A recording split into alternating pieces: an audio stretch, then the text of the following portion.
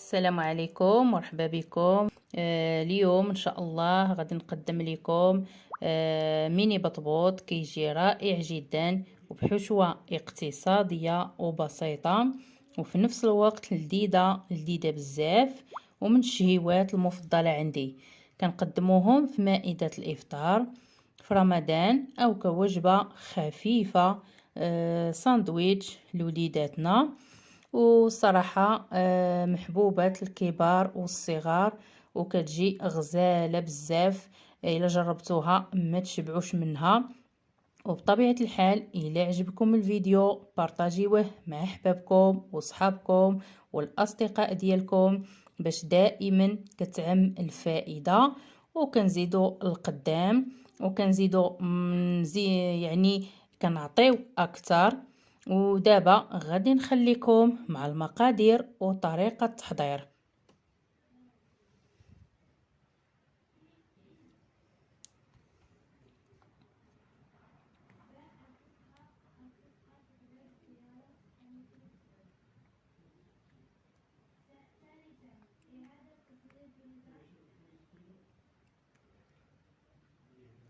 بالنسبة للمقادير، خديت تقريبا واحد 4 ديال البصلات متوسطة الحجم، قطعتهم او شنفتهم بهذه الطريقه هذه. درت انا هنايا البصله البيضاء والحمراء، قطعتهم بهذه الطريقه ودرت عليهم مليحه وشويه قياس نصف كاس ديال الزيت، درتهم في المقلاة وغادي نخليه البصله حتى تشحر مزيان. غادي نقص لها شويه البوطه وغادي نخليها طيب على المهل باش ما كتحرق ليناش وكتجي وكطيب وكتجي بنينه بزاف. من بعد ما تشحرات البصله قطعت 3 ديال الجزرات، بشرتهم بهذه الطريقه وضفتهم على البصل. كذلك فلفل اخضر، الا كان حتى الفلفله الحمراء حتى هي ضيفوها. صافي كنخلطهم بعضياتهم وغادي نخليهم يتشحروا.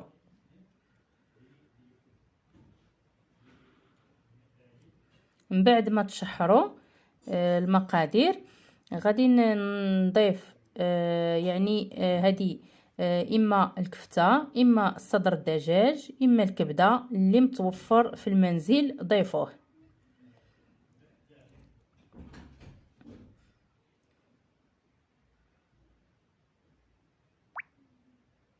كتجي هاد الحشوه رائعه بزاف، كتجي غزاله، وهاد الخضر موجوده في كل بيت، يعني ما كنحتاجوش اننا عاد نعكزو ولا شي حاجه، يعني خضر موجوده في كل بيت.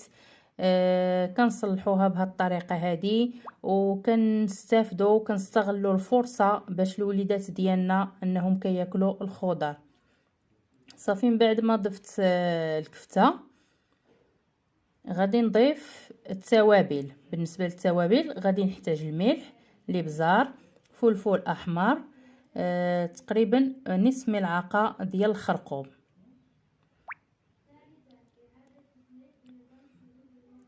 غادي نخلط التوابل مع المقادير، غادي نجانسهم بعضياتهم وغادي نخليو الكفته حتى تشحر مزيان مع الخضر.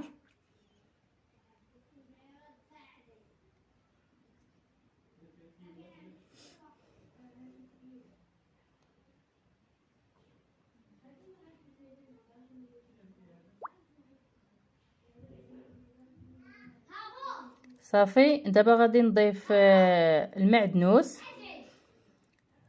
يعني المعدنوس كيعطيه واحد النكهه زوينه لهاد الحشوه. صافي غادي نخلطها، ضروري المعدنوس تخليوه هو الاخير باش ما كيتحرق ليناش مع الحشوه.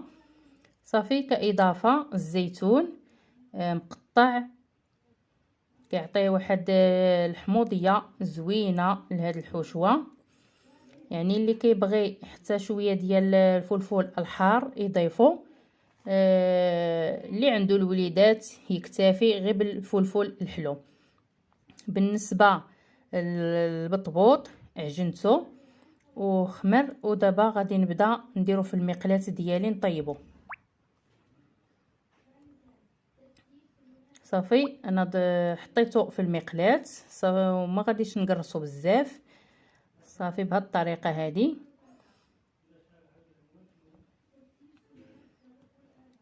هاد البطيبيطات يعني القياس اللي بغيتو نتوما.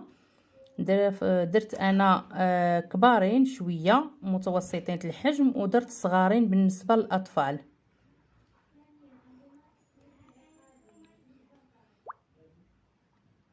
صافي ملي غادي يبداو يتنفخوا غادي نحاولوا نقلبوهم غير بشويه الوجه الاخر. هانتوما كما كتشوفوا خداو داك اللوين الذهبي تحمروا. خصنا نحمروهم من الجوانب كامله. صافي من بعد ما يطيبوا كنزولوهم. من بعد كما كتشوفوا الحشوه ديالي هي جاهزه والبطبوط جاهز. هذا الصغير يعني درتو للاطفال الصغار. دابا غادي نبدا نعمر في البطبوط.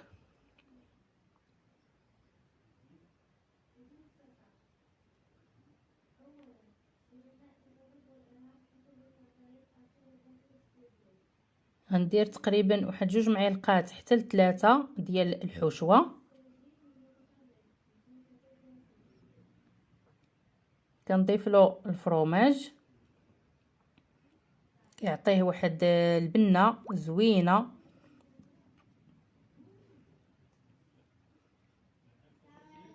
صافي غادي نبقى كنستمر في التعمار ديال البطبوط. وهذه هي الطريقه ديال البطبوط اللي كنديرو في الدار. كيجي ساهل وبنين في نفس الوقت ولذيذ، وكيبغيوه الاطفال بزاف بزاف. وبصحتكم وراحتكم في وصفه اخرى ان شاء الله.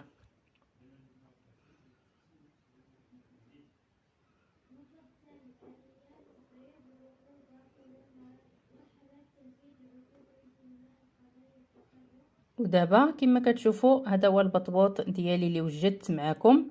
كيجي اكثر من رائع، وخصوصا الحشوه البنينه والزوينه بزاف ولذيذه كتجي مع هذا البطبوط غزاله ومحبوبه الاطفال والكبار والصغار.